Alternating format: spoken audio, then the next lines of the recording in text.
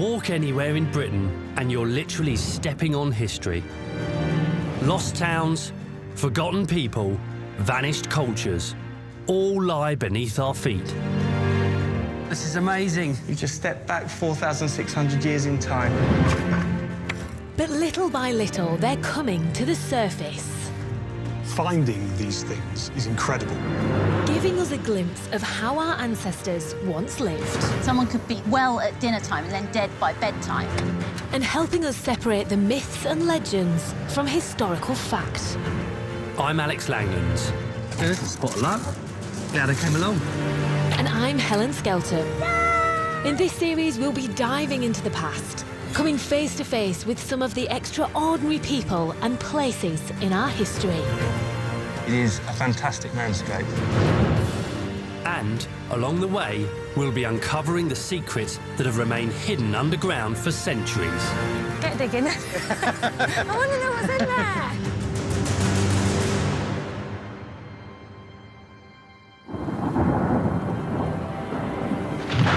Superstitions, accusations, executions. Welcome to 17th century Britain, where innocent people were being accused of witchcraft. Nowhere was that obsession greater than in Lancashire, home of a so-called coven with strange and evil powers. A group of supposed witches whose curses terrified everyone, from local villagers to the king himself, and whose sensational court case was to make legal history. In this programme, we'll be investigating new leads and hunting down the site of their supposed satanic rituals. The infamous but long-lost Malkin Tower. Can archaeology uncover fresh evidence to explain the arrest, trial and execution of the so-called Pendle witches, who were accused of plotting an appalling crime 400 years ago? But how did those accusations come about? Were they guilty? Or were they innocent people caught up in mass hysteria? I'll be joining the experts on the dig to examine the evidence. Whereas I'm looking at how our one-time obsession with witchcraft took hold and swept across the nation, leading to a century of fear and persecution. Pendle in Lancashire. An area of fields and windswept moorland dominated by the massive bulk of Pendle Hill. In April 1612, a remote tower high on the moor was said to have been where a coven of witches met to plan the destruction of Lancaster Castle and the murder of its jailer. That meeting set in train a series of events that would lead to their arrest, imprisonment and sensational trial.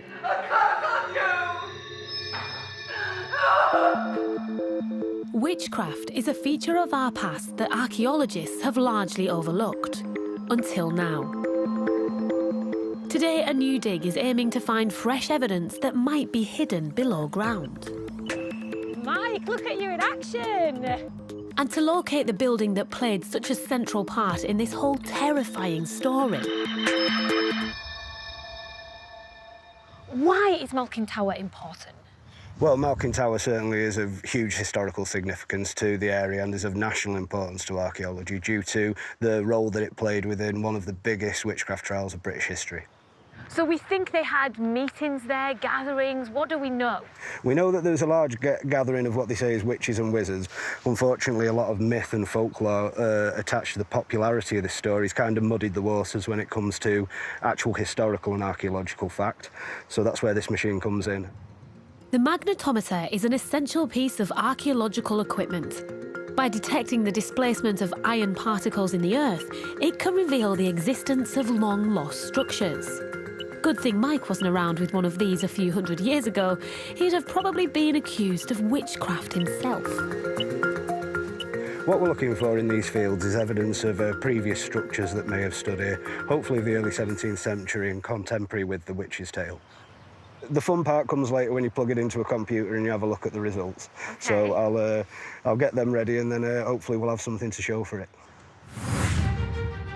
The area near Pendle Hill may have become synonymous with witchcraft, but the obsession that gripped the nation in the 17th century knew no bounds. Nowhere was an innocent person safe from an accusation that often spelled death. Oxford's Ashmolean Museum recently hosted an incredible exhibition of artefacts that reveal the extent of this obsession. I mean, when we think of witches today, we tend to think of pointy hats, broomsticks and cats, don't we? But it's about so much more than that, isn't it? Yes. I mean, witchcraft has always been a fantasy in the popular imagination. There were about 100,000 trials for witchcraft. It was a terrifying persecution between the 14th and the 18th centuries. A persecution that rested on the thinnest of evidence, providing the flimsiest of proof. So this is a witch scale. It's a horrifying piece of equipment in some ways. It was intended to test whether someone was a witch or not by weighing them against the Bible. Right. If they weighed more than the book, they would be fine. So this looks like a test in which you had a good chance of being acquitted. Yeah. But the people targeted as witches were often old, malnourished, very poor and vulnerable members of the community. Right, very frail. Yeah. Yeah. So the weighing wouldn't necessarily be in their favour if it was a huge, heavy Bible. Back in the 16th and 17th centuries, many accepted magic as fact and believed it could influence their daily lives. Even natural disasters like storms and plagues were thought to be the work of witches in league with the devil, and as a consequence, they inspired widespread fear. When people were looking for evidence of witchcraft and searching people's homes, in our trial sources, we often have evidence of figurines, substitutes of the body, which can be little figures of clay or wax, which then have pins in them. We have an Edwardian poppet, which has a sort of dagger stiletto right through the face and is really quite horrific to look at. Okay. It's also a technique to bring harm and even to kill someone. These objects tell stories of superstition and prejudice. In the 17th century, many poverty-stricken women survived by selling healing potions or claiming to be able to cast spells. But even such so-called folk magic could lead to them being branded as witches and society's enemies. What I need to investigate now is why these people started being persecuted, how witchcraft became a legal issue through state involvement, and what the consequences were for poor communities like those people up in Pendle. Back at the site, Mike's now completed his magnetometry survey. He's been looking for evidence of the lost Malkin Tower, home of the Pendle witches. And the results are in. To a naked eye, it's a blurry picture. What can you see? Yes, well, this one here shows there's a rectangular anomaly in the field, which looks to me like remnants of some kind of structure that once stood here. But more importantly, we actually have a smaller one, which actually sits at the foot of the Malkin Gable behind me. What do you mean the Malkin Gable? There's nothing there now. Actually, if we look over there, there is, as part of the dry stone wall, there is actually the gable end of a building, that larger bit. Oh, the larger bit, OK. Yeah, and it's not, if you look at the edges of it, it's not actually built into the dry stone wall, it's freestanding. So it is a possibility that that was a remnants of a building that once stood in this field. The end of a building that could be Malkin Tower? Quite possibly, yes. Exciting times. Certainly, certainly. Just got to dig it and find out what it is.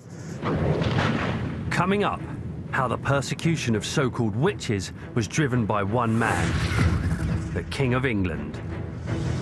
For a while, we can hold James absolutely culpable for one of the worst outbreaks of witch hunting in British history.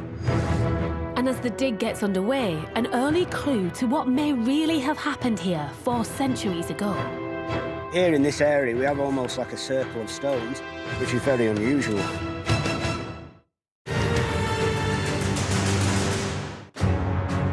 Lancaster, scene of the most notorious witchcraft trial in British history. 30 miles to the southeast, the area known as Pendle Forest, home of the defendants and 17th century neighbours from hell, the Device family.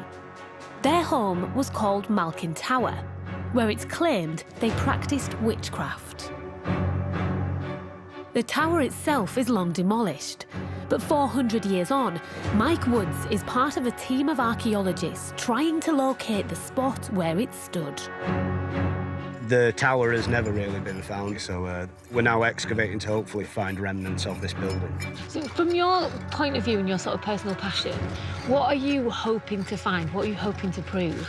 Well, with the dig, I mean, it would be brilliant to find evidence of witchcraft and ritual and skulls and cauldrons and that, but that's unlikely. What we are looking for is evidence of structures with datable artefacts such as pottery or coinage to the early 17th century.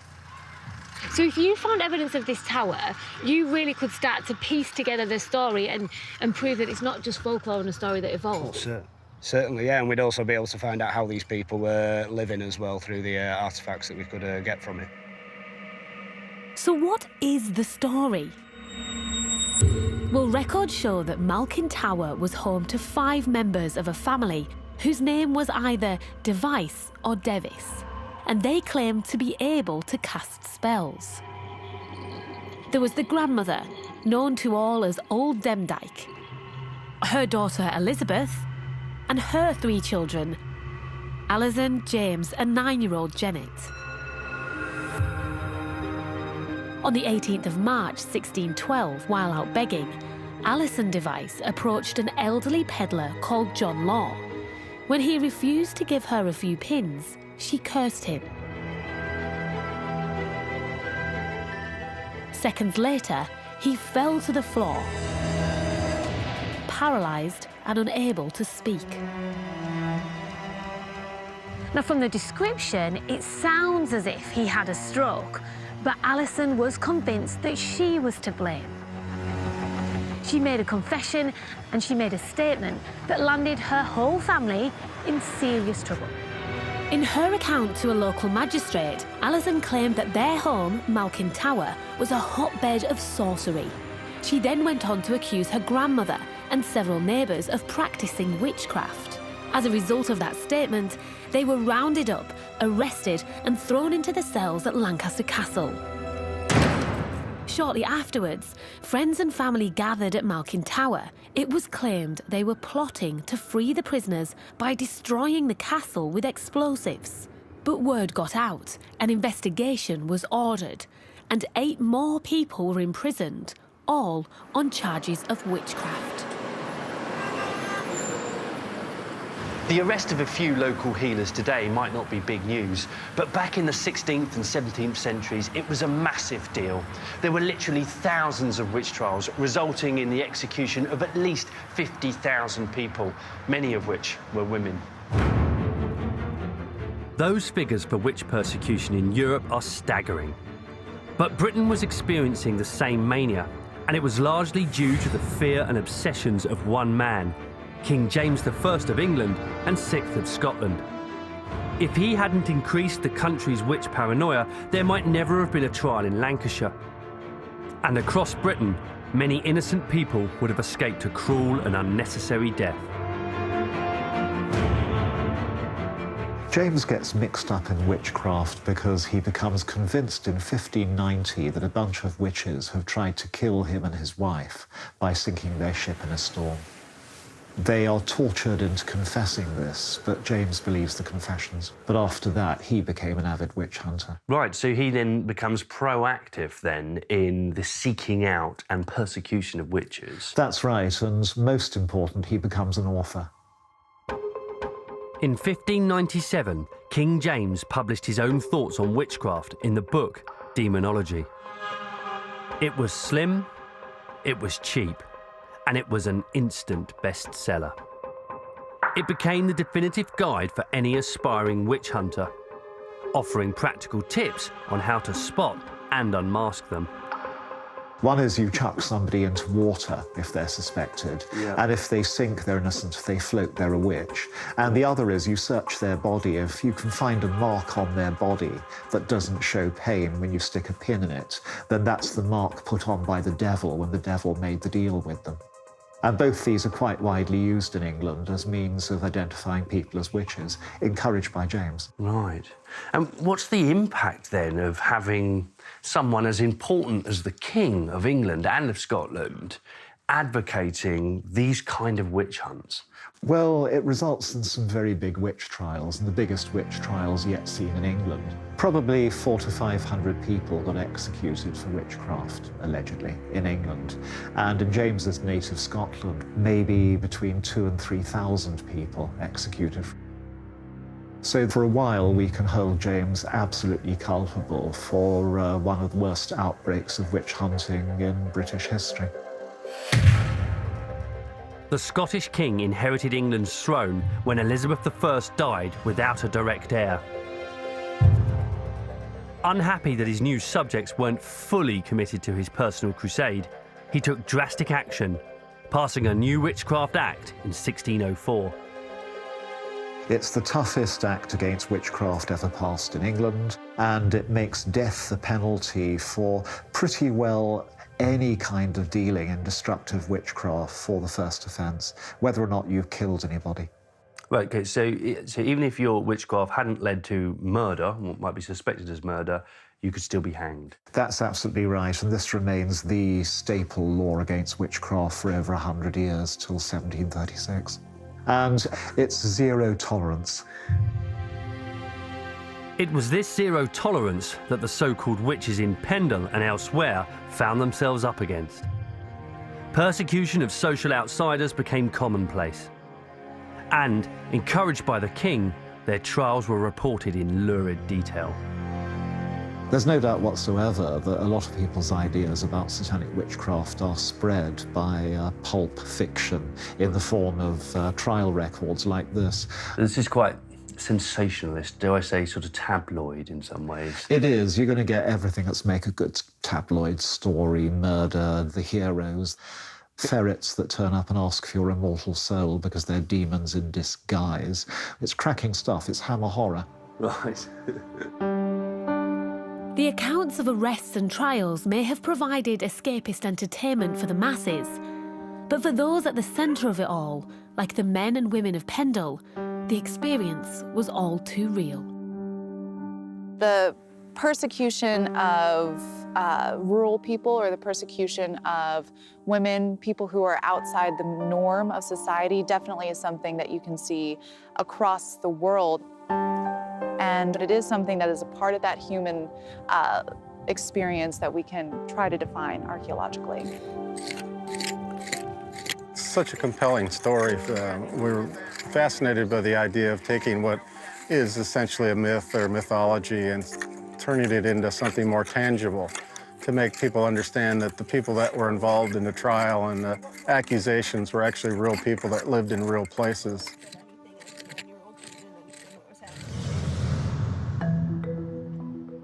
In the early stages of the dig, the team in Lancashire are uncovering building material that could point towards this being the site of the long-lost Malkin Tower, home of the Device family.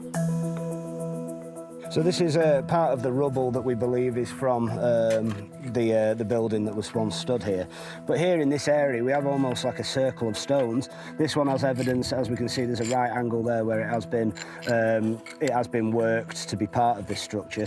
But here we have a massive coal within the circle here, which you can see there, which is very unusual. Looks like a remnant of a fire. We're also getting some kind of lime which would have been used to cover the walls of the building to make them last longer as well. The story of the Device family and the other so-called Pendle witches is still commemorated here. But the sometimes light-hearted way it's portrayed is a far cry from the real tragedy.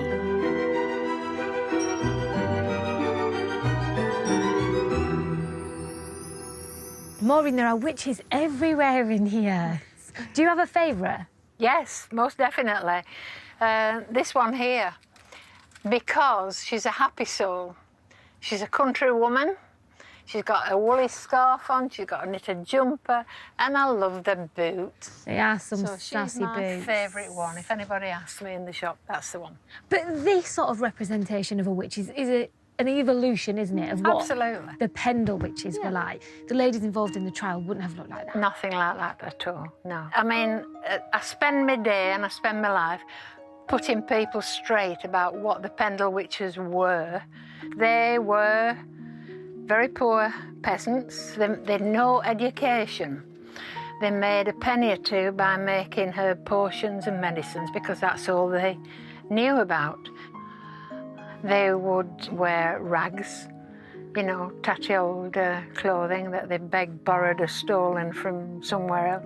I don't think they were wicked, but I've no doubt they were a bit naughty from time to time in that they would steal, you know, a sheep or anything they could lay their hands on. Because I guess this is an opportunity to kind of celebrate witches and get caught up in the magic of it, but actually at the root of it, it's a very sad story, isn't it? Yes, it is, basically, the way these people were treated. It was a sham of a trial because they'd no defence whatsoever.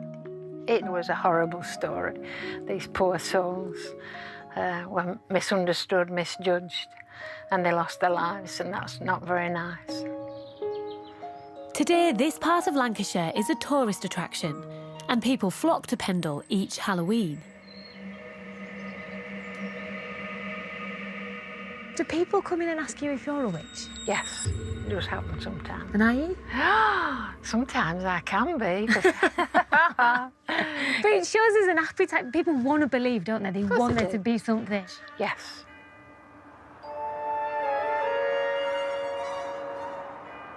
A group of people, they came in the shop one day. It was quite a dull day. One young fellow walked across the shop, and as he did so, all the witches just started shaking and moving and bobbing. And the young man turned round and looked at me with eyes like saucers, and he said, excuse me, are you on a ley line here? I said, no, I don't think so. Why? He said, I can really feel the vibrations. I said, don't worry, my washing machine's just gone into fast spin.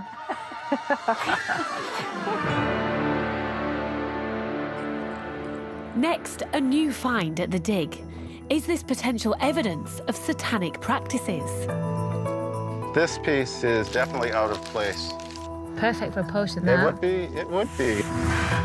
And welcome to the world of the Witchfinder General and the torture methods he used to obtain confessions. Some of the confessions sound really bizarre, but actually people may just have been confused, hallucinating, and they're probably absolutely terrified, not knowing what's going to happen to them.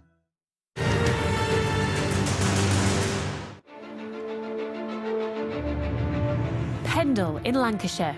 Archaeologists hope to prove this was the home of Britain's biggest ever recorded coven of witches. In August 2018, an international team gathered to excavate the moor. I'm catching up with lead archaeologist Chuck Orser to see what they've uncovered so far. Most of what we found are the kinds of things people would have in their house on a daily basis, what we would call utilitarian pieces, or they're very similar to flower pots that have been glazed, and they would be in milk pans or jugs, the kinds of things that people would have in their house that would be fairly inexpensive, would break easily. So we find thousands of these sherds. In fact, in these two little areas here, we've found a couple thousand pieces of just like this. But to the inexperienced eye, this is just a bit of broken pot. Exactly. How do you know that this can be linked to the Pendle witches? Well, we're not absolutely certain, but it definitely is the sort of thing you would expect in a house where people aren't very wealthy. So you know that this is a certain class of people? We can tell from the artifacts that it's not a wealthy family living here. We just don't see that kind of evidence in the ceramics. Well, is that unusual for someone of this class, of this sort of walk of life, to have so many pots? It is. It is very unusual. We did not expect that. We expected to find some, of course, but we never expected the quantity or the variation, and also the poor quality of most of it. And who would need lots of different low-quality pots? It's hard to say, isn't it? Maybe. The case of the Pendle witches is famous the world over, which is why this dig has attracted archaeologists from beyond Britain. What brought you to this site then? Because that is not a local accent, Chuck, is it? No, it is not. It's not a Lancashire accent.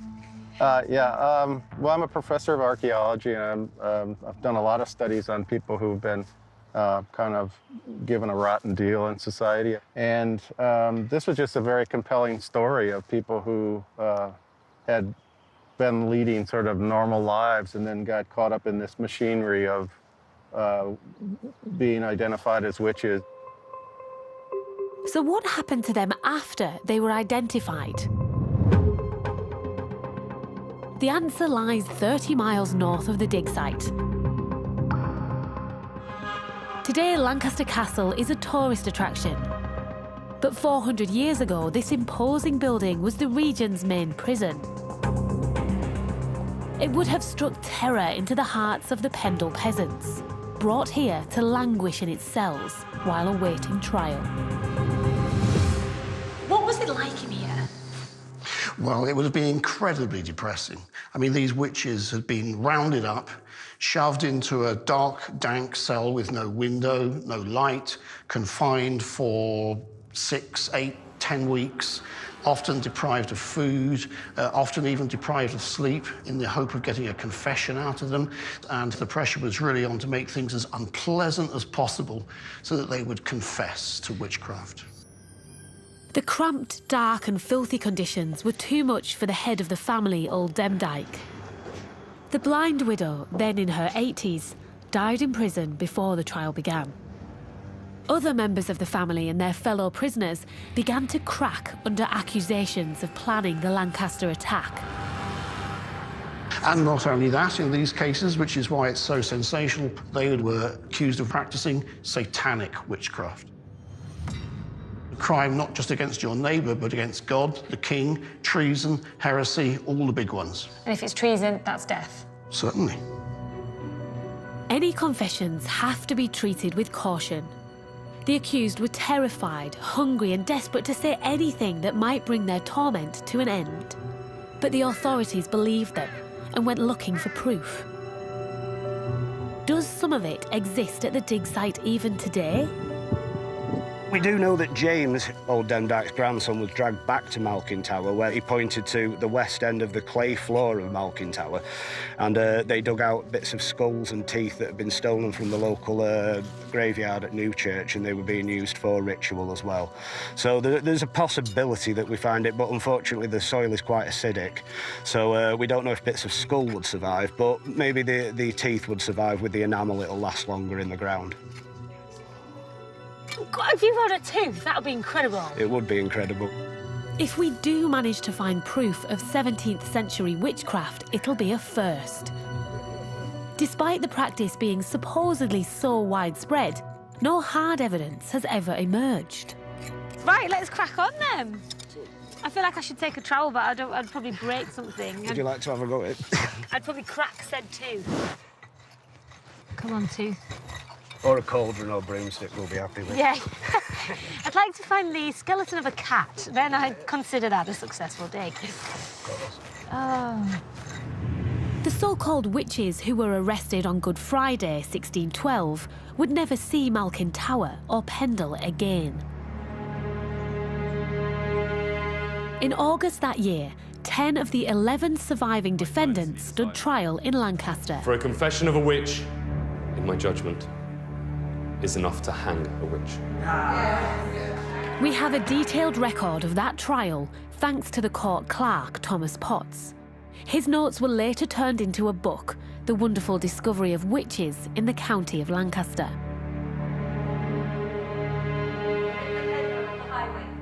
According to his account, the trial began with a statement from Alison Device, who again confessed to cursing a peddler who then became paralysed. Silence! I will have silence!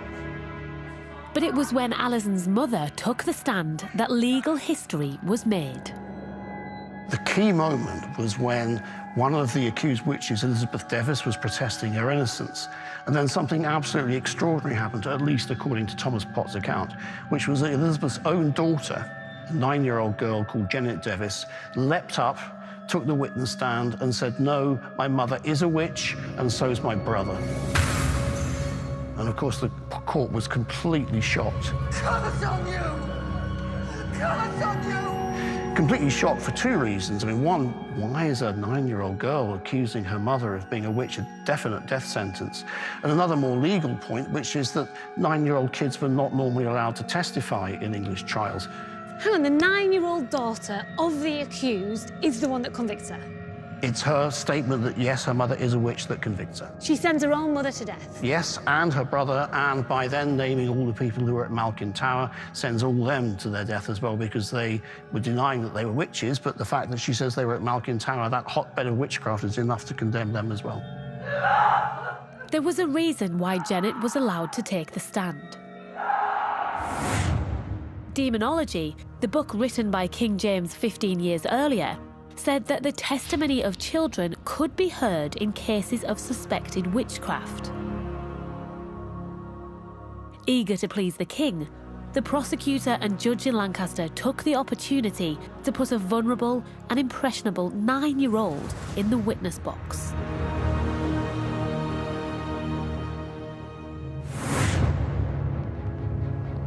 The Pendle witch trial opened the floodgates. In the years that followed, there were hundreds more trials. And although the case of the Device family and their neighbours remains notorious, and the subject of investigation to this day, the persecution spread way beyond Lancashire. In fact, they engulfed the entire country.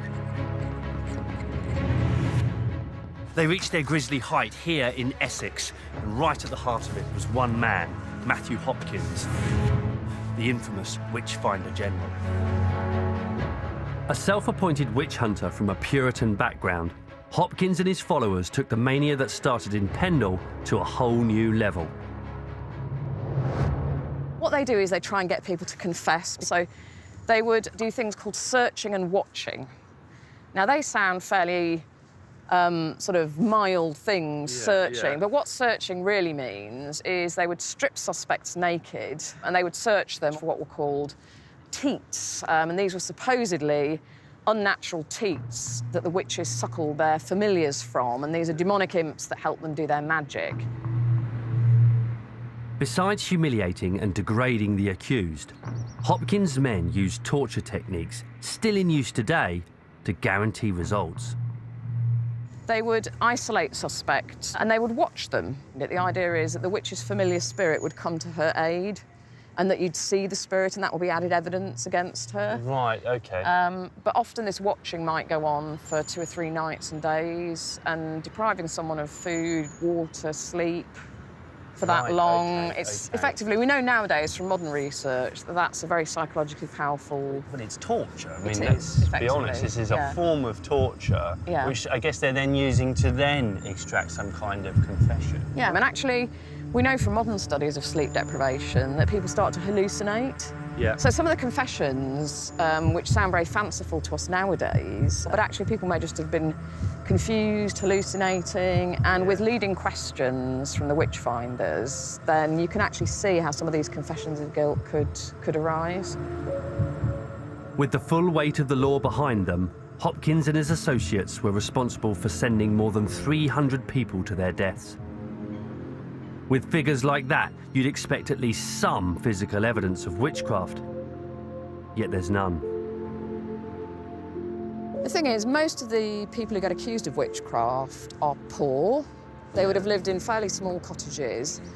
And most of them, they're just thought to be witches by their neighbours. They don't have stuff that would, you know, label them as witches. They aren't deformed in any way. You know, you could dig up their cottages, you could dig up their skeletons, and they would not look in the slightest bit different to anybody else's. So in a way, I know it's a sad thing for you, Alex, but I don't know that archaeology, I don't actually think archaeology can really help us much with the history of witchcraft. But what's interesting is that absence of evidence that we have in the archaeological record of today really, I think, does reflect upon the absence of evidence at the time. Exactly. That really it was going on superstition, on belief. Yeah. You know, it was all in mind, isn't it? It's in the mind, so you're not going to find a lot of stuff, unfortunately. Back at the dig, though, the team aren't giving up. As well as searching for Malkin Tower itself, they too are looking for any artefacts that could possibly be linked to witchcraft. And one find at least is enough to raise an eyebrow. This piece is definitely out of place Oh, wow. in this particular site. It just does not belong here, given the other material that we've found. It's hand-blown. It's either black or possibly dark green in color with these blue and white swirls around it. I mean, that's absolutely nothing like the other stuff, is No, it? it's completely different. And we've actually found very little glass here. So this is really an unusual find. So what could this be? Well, we don't know. It's a small bottle. It's a unique bottle. It's probably early. We're not sure of the date just yet, but it's in any household that had all of these sort of red utilitarian vessels, that's going to stand out. We have a good amount of it here. We can probably assemble most of it. So it's probably a small vessel about that big, comes down to a rounded base. So Perfect for a potion, that. It would be. I mean, But it would, wouldn't it? It would be for that, but I'm not willing to really say that. But it's so out of place here. Yeah. It just does not belong in this place. So it's the rare find so far that we've made that is odd. Next, searching for the evidence underground. Why these caves were once considered a hotspot for witchcraft. I can feel that coldness on the back of my neck. And what became of the Pendle witches after their conviction? I discover their tragic fate. Anything up to 25 minutes to die. They were just literally strangled to death.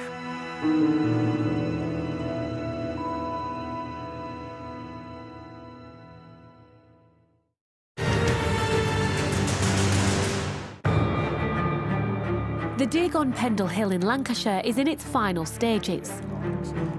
Archaeologists are still searching for evidence that this was the site of Malkin Tower, where the Device family and their neighbours were alleged to have practiced witchcraft in the 17th century. After their arrest in the spring of 1612, the defendants spent 4 months in a dungeon at Lancaster Castle awaiting trial.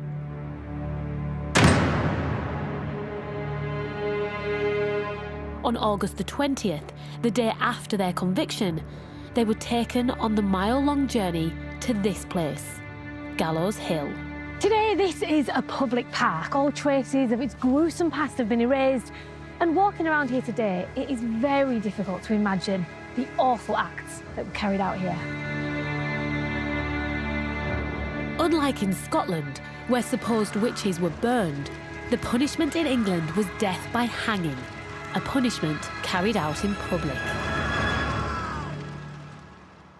What would that day have been like? A day at the fair, a carnival. There'd be thousands, maybe about 20, 30,000 here to watch it. Oh, really? It was something to come and see?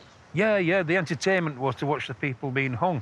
And how was it in terms of a way to go? Very slow and very painful in them days. The rope would be something like this one. OK. Very, very rough. And this kind of, oh, wow, so even on your skin, that's not... You're really going to feel that. Yeah. Yeah? Watching their loved ones dying an agonising death was too much for many people. Often they would try to hasten the whole process. If possible, the family members would run up to the gallows and pull on the person's legs. Normally it's just one of them will get to one, then somebody gets somebody to pull on the other one. Hence the term, pull the other one. So not a quick way to die, and certainly not an easy way to die. Very, very slow. Very slow. They were just literally strangled to death. Anything up to 25 minutes to die. No, not something I'd like to see or experience. Thank you very much. The hanging and burning of witches in Britain carried on until the law was changed in 1735. For around 300 years, many people firmly believed in the satanic forces that were supposedly in their midst. And certain places became associated with witchcraft. These are the Wookey Hole Caves in Somerset, a modern-day tourist attraction even boasting ghostly-shaped rock formations. But in the past, it struck visitors cold with fear. Literally. Right, the witch's chimney. The witch's chimney is an enclosed space. It's what in caving term we would call it an aven. It's closed at the top, but by candlelight you would not have been able to see that. Right. And what you should do here is if you just stand literally here with your back against the wall. Yeah, okay. And no, a little bit further back. We're doing an experiment. Yeah. So our body heat is generating a convection current. The heat's rising, it's Yeah. cooling off, and it's displacing cold air.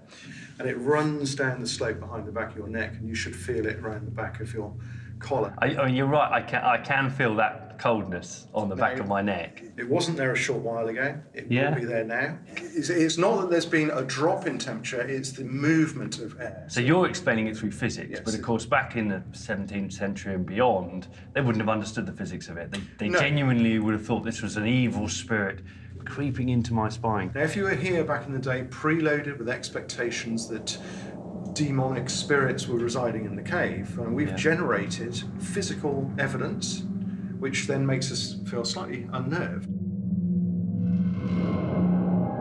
Some were more than unnerved. They were convinced this natural scientific phenomenon was positively sinister.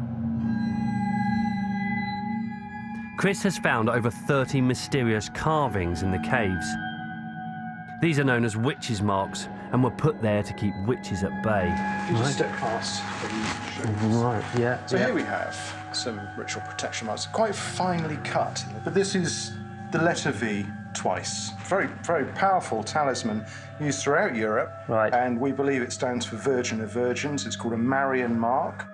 And can we be sure that a lot of these witches' marks were made back in the 17th and 18th centuries and that they weren't just kind of antiquarian designs, if you like? Certainly the aged appearance of the graffiti, which is dated, the 1706 being a nice example.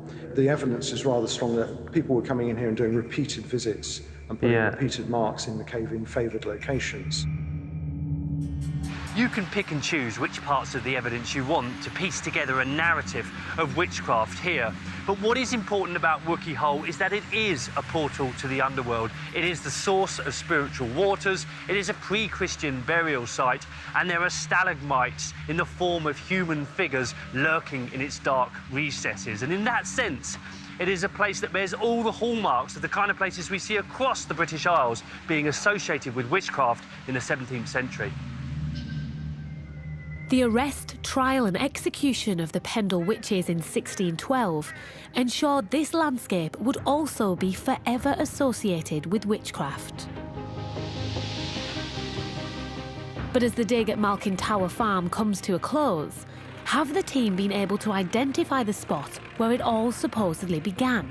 The long-lost home of the unfortunate and doomed Device family. One of the aims for this dig is to find Malkin Tower or proof of the tower. Are we any closer to that? Well, we definitely have a dwelling here. We definitely have different layers of occupation. We've definitely got an early layer that could most likely be 17th century. So I'm not willing to say that this is exactly Malkin Tower, but I'm not willing to say that it isn't either. We just don't know right now, but we definitely have enough research that still needs to be done. So maybe next year we'll have an answer, but right now we're still, we're not there quite yet. We're close, but not quite there.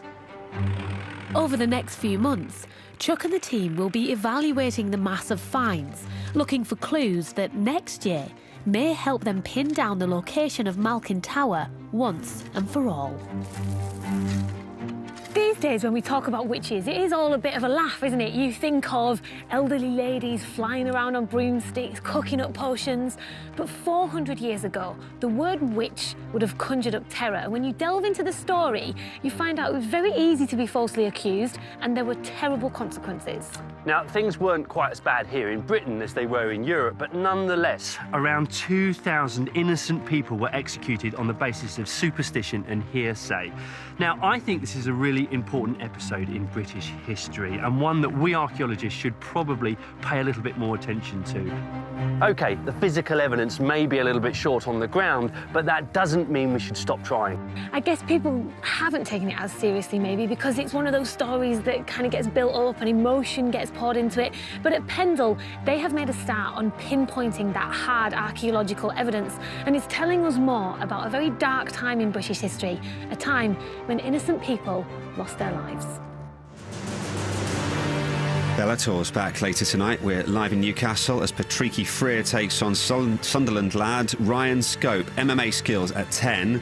Before that, a bit more ancient superstition. This time from Egypt, as new Drain the Ocean pulls the plug on the Nile to make sense of the afterlife. That's in just a moment.